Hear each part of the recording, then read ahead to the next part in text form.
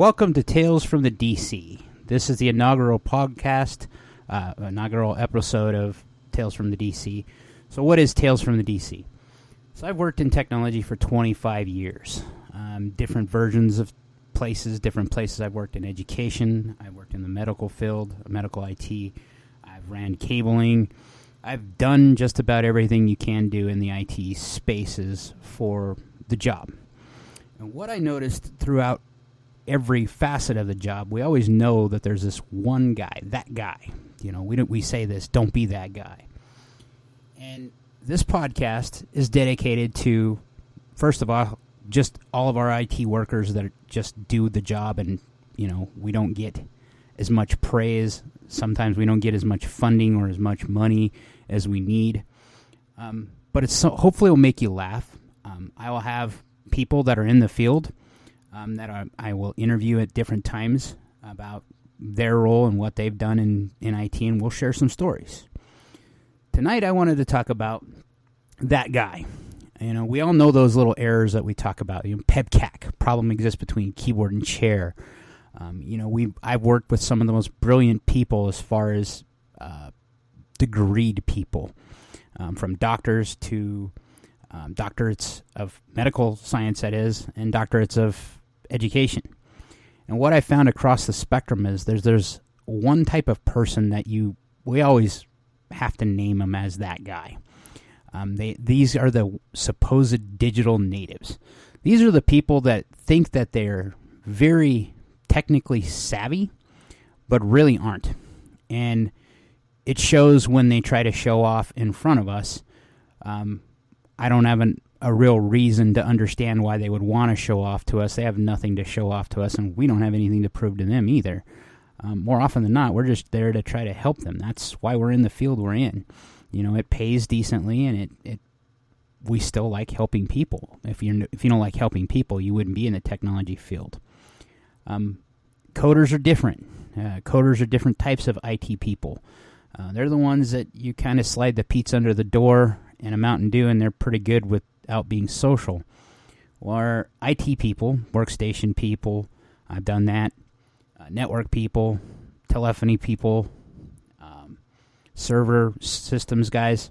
We tend to end up interacting with our users because we want to know, well, at least the good ones do, we want to know what the user's doing to create the issue, so we can mitigate that from happening in the future.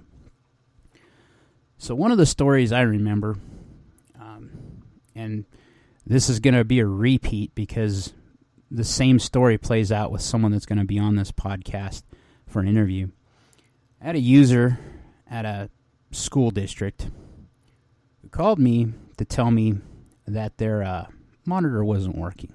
Or not their monitor wasn't working, that their computer wasn't working. The whole internet was down.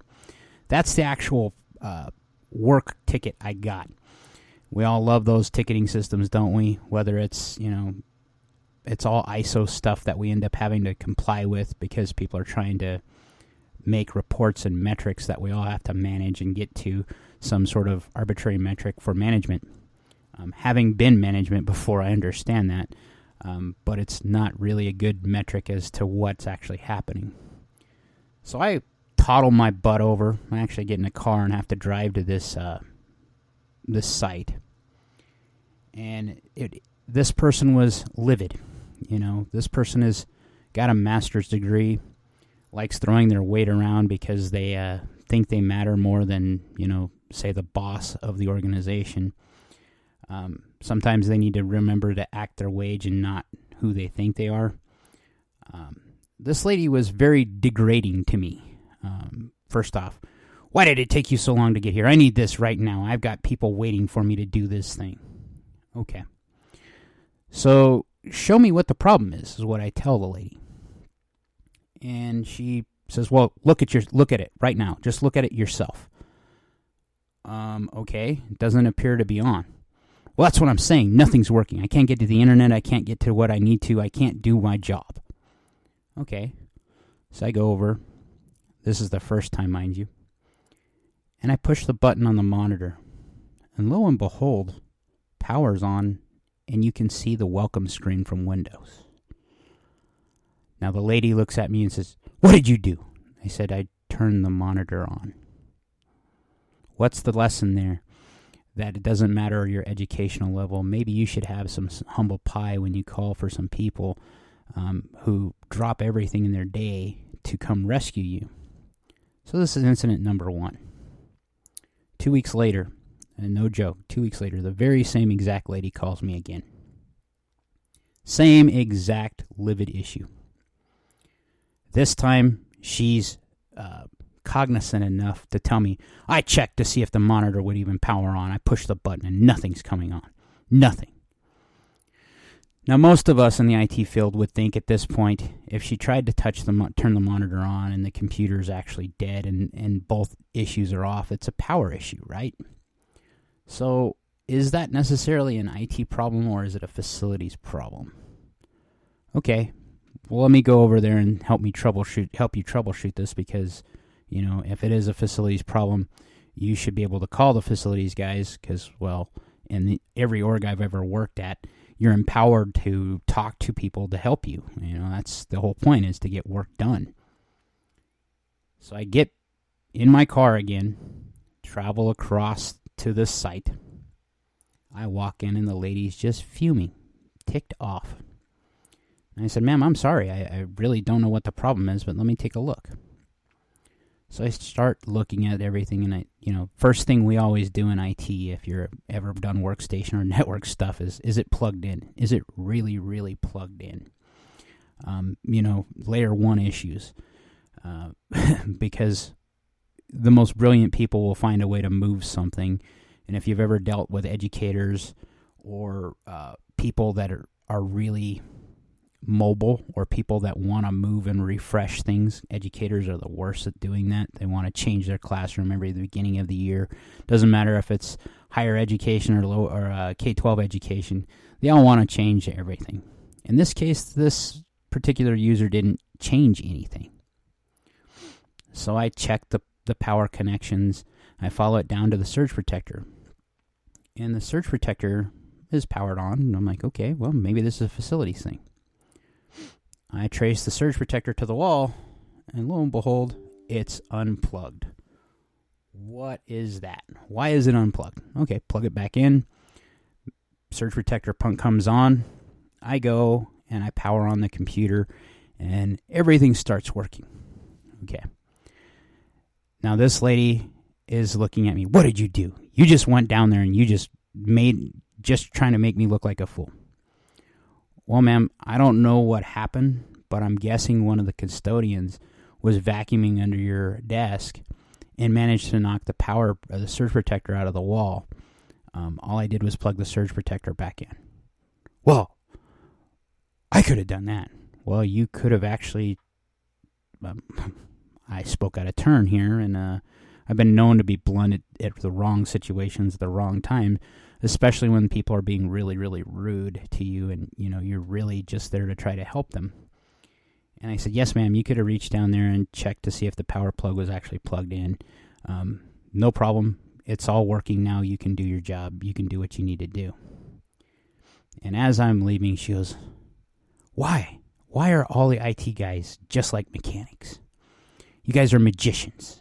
We take a car to a mechanic and we say that there's this noise that it's making. And then you come in and the noise stops, or the mechanic comes in and the noise stops.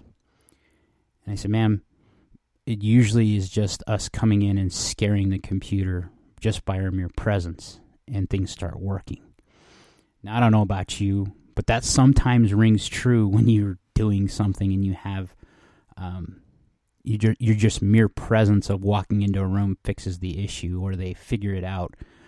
Some of these people are actually very well-mannered and very well-meaning, which can make them dangerous too, but in a different way.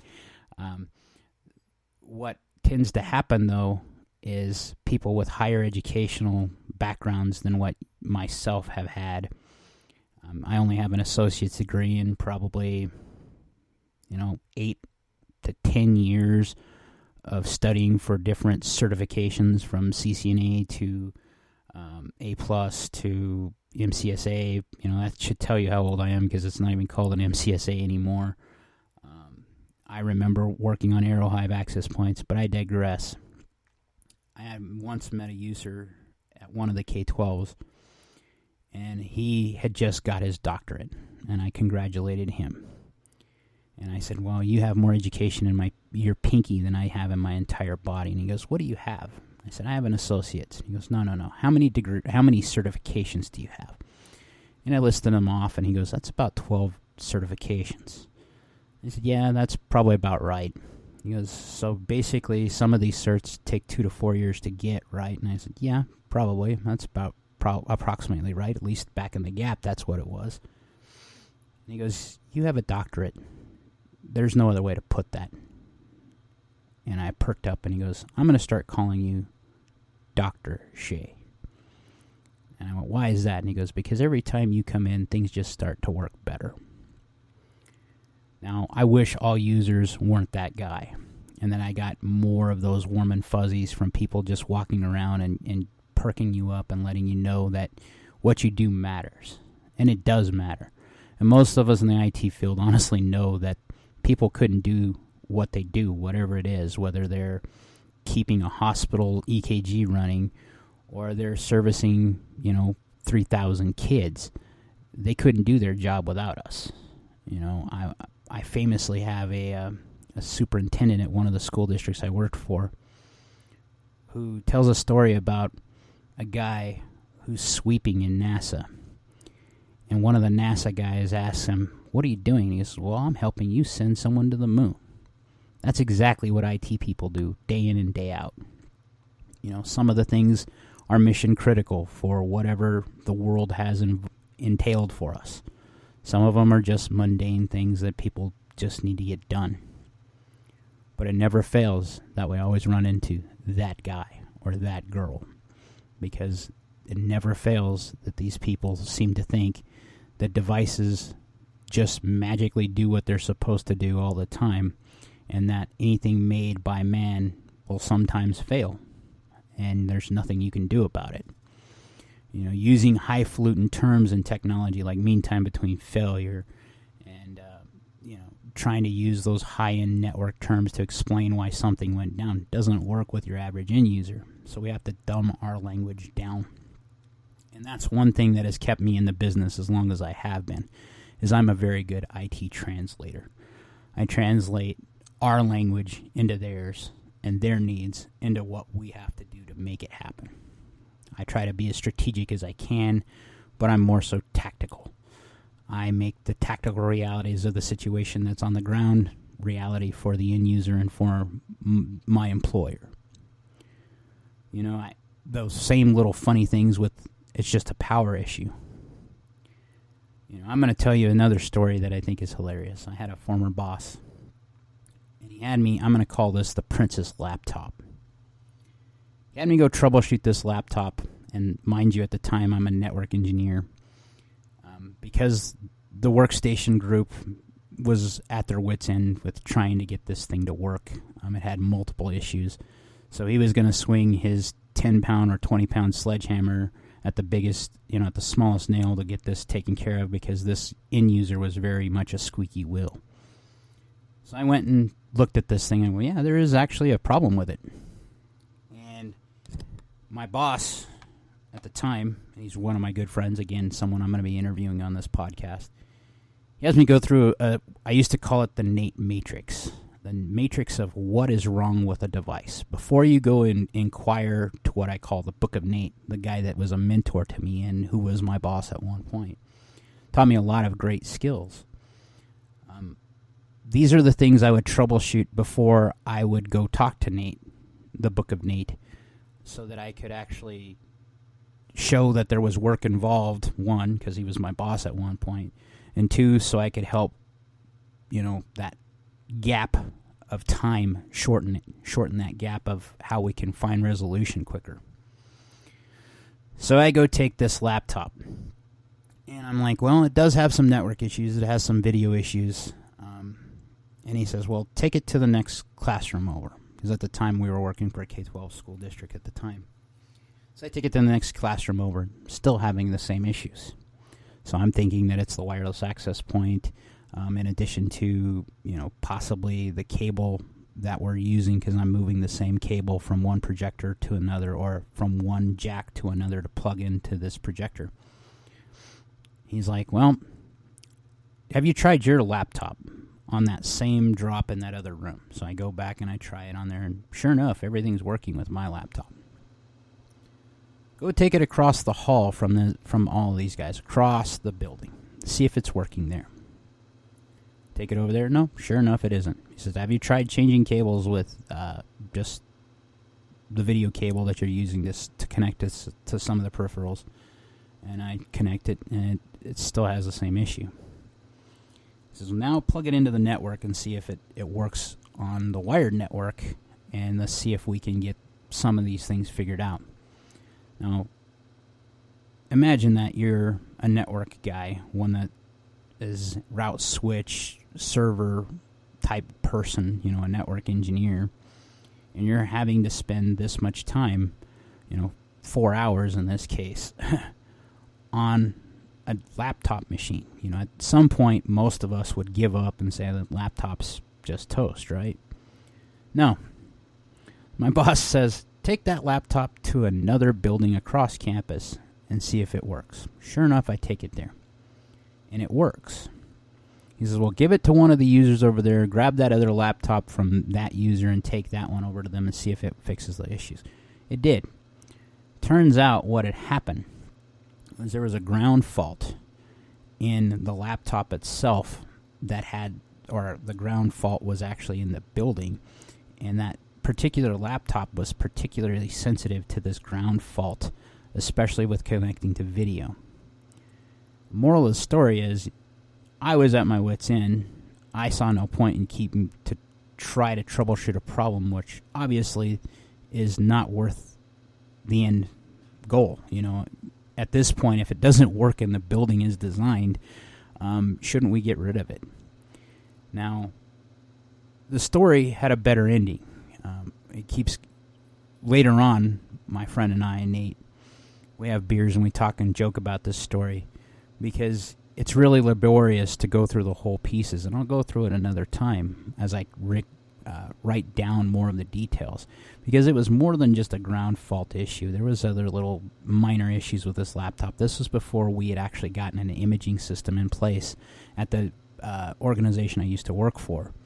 So these were all hand imaged with, or CD imaged back in that gap, and their individual drivers were installed by hand. They didn't have a driver repository for set models.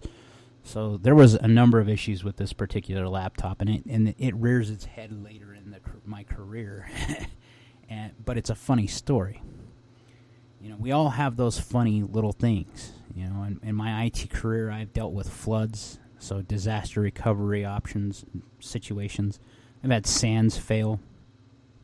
I've even had to deal with a mass shooting event at one of the educational facilities that I had, and I had to hand out or deal with all the messaging and sending out the public notices via mass messaging systems to get that word out.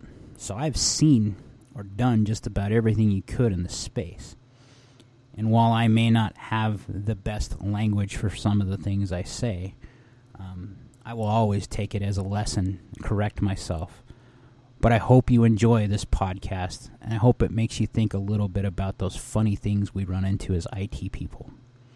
And for those of you who are just end users, the people that use the stuff we make work for you, give us a little bit of grace. Give us a little bit of patience.